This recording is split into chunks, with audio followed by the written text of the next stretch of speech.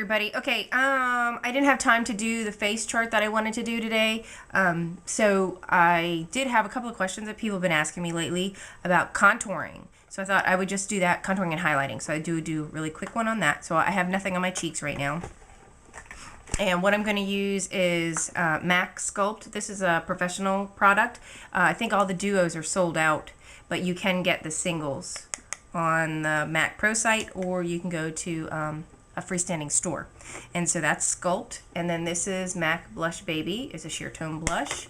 And then what I'm going to use for highlight today, I think my favorite one, my Color Stay one, and Brighten. Okay, so we'll go ahead and get started. I used to start out, when I first started out applying my highlighter and all that sort of stuff, I bought an angled blush brush, okay, by Polydorf. Love this brush, and it works really well for contouring, but I'm going to do a much lighter contour today, so I would suggest using something a bit more like this, like a really soft paddle brush, okay? So we're going to go, and I normally I do my contouring first. So I'm just going to load up the whole top of this, and I'm going to use it, I don't know if this makes sense, the flat side into that area. And so if you look already, you kind of already naturally cast kind of a shadow. Here's my cheekbone, and if I follow it up, it's hollow here, it's soft here, and it's hard here.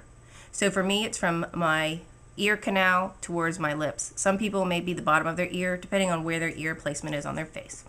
But you can do the fishy face, but it only really sinks in this part of me. So I think if you do this, find the cheekbone right here, and you can feel it, follow it back, and go right underneath and towards the lips.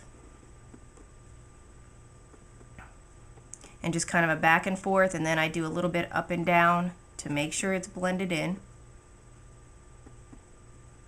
You can then follow it under here, right under the chin, especially if you need to define that chin area a little bit.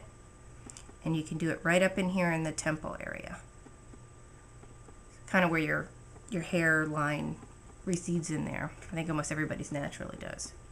Alright, so we're going to go ahead and do the other side. Again, you find the cheek, find the bone, and go right underneath the bone. Back and forth.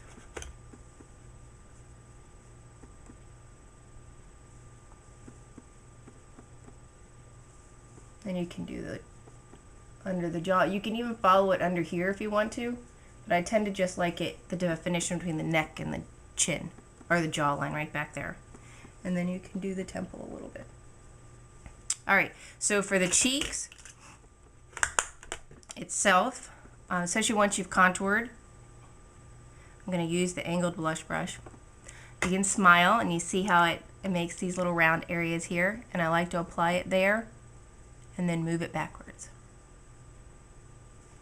Now, I'm no professional, I'm not, perfect, and I fight blush and highlighting and contouring all the time myself, trying to figure out where the right placement is. And I have a bathroom mirror that's really far away that I like to use, and it helps me with my balance of my eyebrows and the balance of my blush to make sure it's right. For highlighting, next I'm going to use a skunk brush, a two-toned or two-haired brush. This is the Sonia Kashuk. I'll load it all up and then apply it just behind that circle, really close to my eye, and across the top of that same bone. Down the nose, on the chin. And I especially like to add the highlight when I do a really matte face, when everything else is matte. And that's what's happened today. All my eyeshadow is matte. My blush is matte. So I like to just add in a little bit of the highlight. And I'm adding a little along the circle of the face because my blush was so matte. And that's it, guys. I hope that makes sense.